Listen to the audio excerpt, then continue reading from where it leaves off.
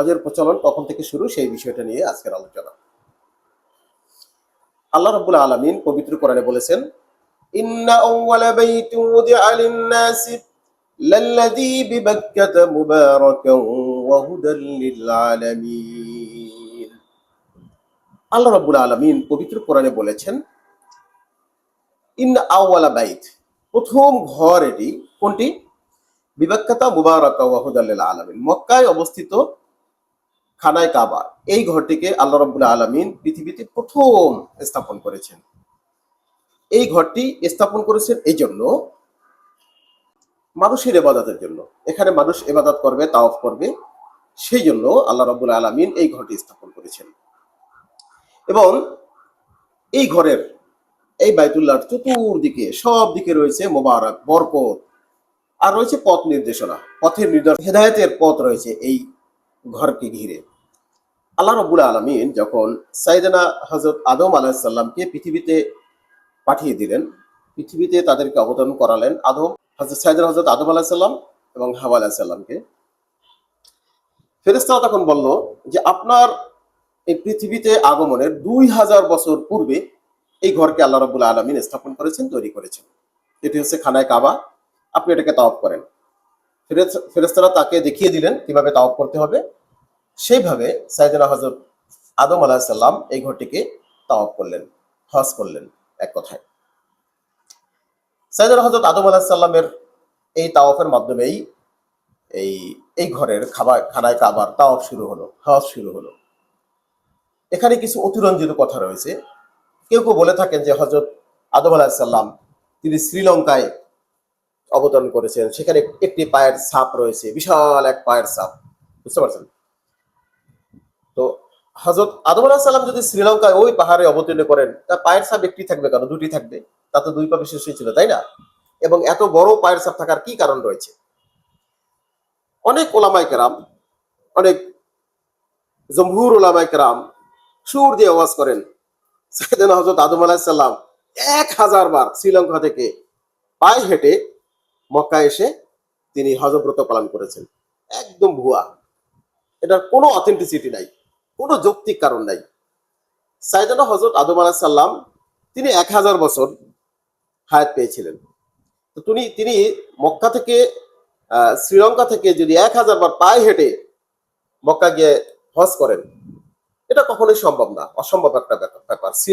শ্রীলঙ্কা হলো একটা দ্বীপ, এই দ্বীপের চতুর্দিক হলো সাগর, মহাসাগর, এবং সেইখান থেকে সাইয়েদনা হযরত আদম আলাইহিস সালাম পায়ে হেঁটে মক্কা যাওয়া এটা অসম্ভব ব্যাপার, সম্ভব না, কখনোই না। কিভাবে গেছে? যানবাহন কই পাইছে? এটার একটা প্রমাণ তো থাকতে হবে। এটা আসলে অসম্ভব ব্যাপার। আল্লাহ রাব্বুল আলামিন সাইয়েদনা হযরত আদম আলাইহিস সালাম এবং মা হাওয়াকে পবিত্র কোরআনে কি বলেছেন আল্লাহ রাব্বুল আলামিন, সেটা একটু খেয়াল করি।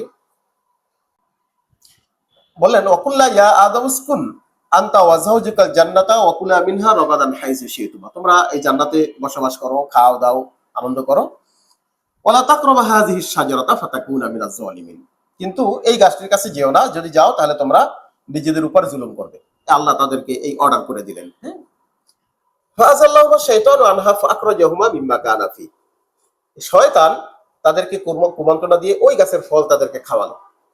ওয়াকুল্লাহ বিতু বা'দুকুম লিবা'দিন আদু ওয়া লাকুম ফিল আরদি মুস্তাকাররু ওয়া মাতাউন ইলা হিন ফাতালাক্কা আদামু মির রাব্বি কালিমাতিন ফাতাবা আলাইহি ইন্নাহু হুয়াত তাওয়াবুর রাহিম। খাওয়ার পর আল্লাহ রাব্বুল আলামিন তাদেরকে বললেন, তোমাদের না নিষেধ করলাম, আর এই হলো তোমাদের প্রকাশ্য দুশমন, এ তোমাদেরকে কিন্তু এখান থেকে বের করবে, তোমরা তো তাই করলে। আদম আলাইহিস সালাম বলেন, আল্লাহ ভুল করছি। আমরা ভুল করি না? আমরা মাহে রমজানে রোজা রাখি, রোজা রেখে ভুলে কিছু খেয়ে ফেলি না, তাতে কি রোজা ভঙ্গ হয়ে যাবে? হবে না তো। আমরা ফজরের সময় ঘুমাই থাকি, তো ঘুমে থেকে উঠে যখন 8টা-9টা বাজে তখন আমরা নামাজ পড়লে ওটা রেগুলার নামাজ হবে না? কেন? আমরা এটা ইচ্ছাই করি না, ভুলে হয়ে গেছে। তো ভুলে যদি কোনো অপরাধ করে আল্লাহ রাব্বুল আলামিন সেটাকে ক্ষমা করে দেন। যেমন মাহে রমজানে আমাদের ভুল হয়ে যায়, আমরা কিছু খাইলে কিন্তু ইফতারের সময় খেয়ে আমরা রোজা ভঙ্গ করি, অথচ ভুলে পেট ভরে খাইলেও রোজাটা কি হয় না? নষ্ট হয় না। আদম আলাইহিস সালাম এবং হাওয়া আলাইহিস সালাম ওরা ভুল করছে, এরা ভুল করে তারা এই ফলটাকে খাইছে। খাবার পর আল্লাহ রাব্বুল আলামিন বলেন, না এখন তো তোমরা এখানে থাকতে পারবে না। তো আল্লাহ রাব্বুল আলামিনের পক্ষ থেকে তাদেরকে কিছু দোয়া শিখিয়ে দেওয়া হয়েছে। সেই দোয়াগুলো পাঠ করে আল্লাহ রাব্বুল আলামিনের কাছে প্রার্থনা করছেন, আল্লাহ তাদেরকে ক্ষমা করে দিয়েছেন। ফাতালাক্কা আদম মির রাব্বি কালিমাতিন ফাতাবা আলাইহি, তারা তওবা করছে, ইন্নাহু হুয়াত তাওয়াবুর রহিম, আল্লাহ তাদেরকে ক্ষমা করে দিয়েছেন। আর এখন কিছু মৌলবীরা বলে তারা 350 বছর কাঁদছে, তারা আকাশের দিকে তাকায় নাই, এগুলো সব একদম বোকাস কথা, এগুলোর কোনো অথেন্টিসিটি নাই, এগুলো কোনো যৌক্তিক নাই। এরপরে দেখুন, সাইয়েদনা হযরত আদম আলাইহিস সালামের বসবাস ছিল মক্কায়, ওইখানে তাদের সন্তান জন্ম দিছে, ওইখানে তাদের বসবাস ছিল, মেষ পালতো, অনেক কিছু। কিন্তু যারা বলতেছে যে শ্রীলঙ্কা থেকে পায়ে হেঁটে মক্কায় প্রতি বছর হজ করতে আসতো, এগুলা কোনো যৌক্তিক কারণ নাই, ঠিক আছে? এগুলো একদম কোনো ভুয়া কথা, এগুলোর কোনো অথেন্টিসিটি নাই। গেল এই কথা। এরপরে হযরত আদম আলাইহিস সালাম থেকে নিয়ে হযরত নূহ আলাইহিস সালাম পর্যন্ত, এই প্লাবন হওয়া পর্যন্ত যত মানুষের বসবাস এই মক্কা কেন্দ্রিক ছিল, এই আরব ভূমিতে ছিল। এরপর দেখেন হযরত আদম আলাইহিস সালামকে নিয়ে আরো কত মানে মুখরোচক কথাবার্তা বলে যে তার মাকবারা কবর হলো শ্রীলঙ্কায়। অসম্ভব ব্যাপার। হযরত আদম আলাইহিস সালামের মাকবারা কবর ছিল আবু কুবাইস পাহাড়, এই পাহাড়ের পাদদেশে ছিল।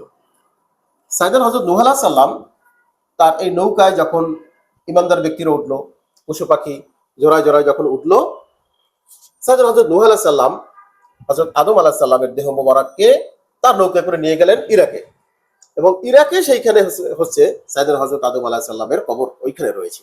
সুবহানাল্লাহ। হ্যাঁ, তো হযরত নূহ আলাইহিস সালামের নৌকাটা ছিল 300 হাত লম্বা, 50 হাত চওড়া আর 30 হাত উঁচা। আচ্ছা, যারা আপনারা বলেন যে হযরত আদম আলাইহিস সালাম 120 হাত লম্বা ছিল, এত বিশাল চওড়া ছিল, এই কথাগুলো আসলে কোনো যৌক্তিক কারণ থাকতে পারে না। এই 300 হাত লম্বা একটা নৌকায় হযরত আদম আলাইহিস সালামের দেহ মোবারক দিছে, এবং 80 জোড়া মানুষ ছিল এবং অসংখ্য প্রাণী ছিল। এর ভিতরে হযরত আদম আলাইহিস সালামের দেহ মোবারক ছিল। আমরা জানি না এটা কোন সোর্সের ভিত্তিতে আমরা বলতেছি, এটা কি আসলে সত্য, 100% সত্য কিনা যে 120 হাত লম্বা ছিল। যদি 120 হাত হযরত আদম আলাইহিস সালাম যদি লম্বা থাকতো, তাহলে আমাদের মা হযরত হাওয়া আলাইহিস সালাম তিনি কত হাত লম্বা? এবং এই 120 হাত লম্বা মানুষের জন্য কাবা শরীফটা, খানায় কাবাটা কত বড় লম্বা দরকার ছিল, এবং হযরত নূহ আলাইহিস সালাম লম্বা নৌকাটা তাহলে কত বিশাল দরকার ছিল তার দেহ মোবারক নেবার জন্য। এটা একটু যৌক্তিক কারণ আপনারা নিজেরা চিন্তা ভাবনা করবেন, তাহলে অবশ্যই আমরা এর একটা সঠিক তথ্য খুঁজে পাবো। যাই হোক, আমরা যারা বলি শ্রীলঙ্কায় হযরত আদম আলাইহিস সালাম দেহ মোবারক রয়েছে, এই কথাটি আসলে সত্য নয়, সম্পূর্ণ একটা মিথ্যা এবং ভিত্তিহীন কথা। হজ হযরত ইব্রাহিম আলাইহিস সালামের এই সময় থেকে হজের প্রচলন শুরু হয়েছে, এবং সাফা মারওয়া এই জায়গাগুলো হজের জন্য স্মৃতি বিজড়িত জায়গা। আল্লাহ রাব্বুল আলামিন পবিত্র কোরআনে কি বলেছেন? ফিহি আয়াতুম বায়্যিনাতুম মাকাম ইব্রাহিম। অনেক নিদর্শন রয়েছে খানায় কাবার চতুর্দিকে, এর ভিতরে একটা নিদর্শন রয়েছে কি? মাকাম ইব্রাহিম। মাকাম ইব্রাহিম আমরা যারা দেখেছি, আপনারা অবশ্যই দেখবেন যে সেই মাকাম ইব্রাহিমের পদচিহ্ন একজন সাধারণ নরমাল মানুষের পদচিহ্নের মতো, একটি না দুটি, কিন্তু দুটি পদচিহ্ন। সাধারণ মানুষের, আরবদের যে শারীরিক অবয়ব থাকে, যে হাইট থাকে, ওই হাইটের মানুষের মতোই কিন্তু ওই পদচিহ্নগুলো। আবার কেউ বলবেন না যে বিশাল লম্বা ছিল, 40 হাত লম্বা ছিল, 50 হাত লম্বা ছিল, স্বাভাবিক মানুষের মতো ওই পায়ের চিহ্ন আপনারা গেলে দেখতে পারবেন। ওমান দাখালাহু কানা আমিনা, এখানে যারা প্রবেশ করবে তারা নিরাপদ।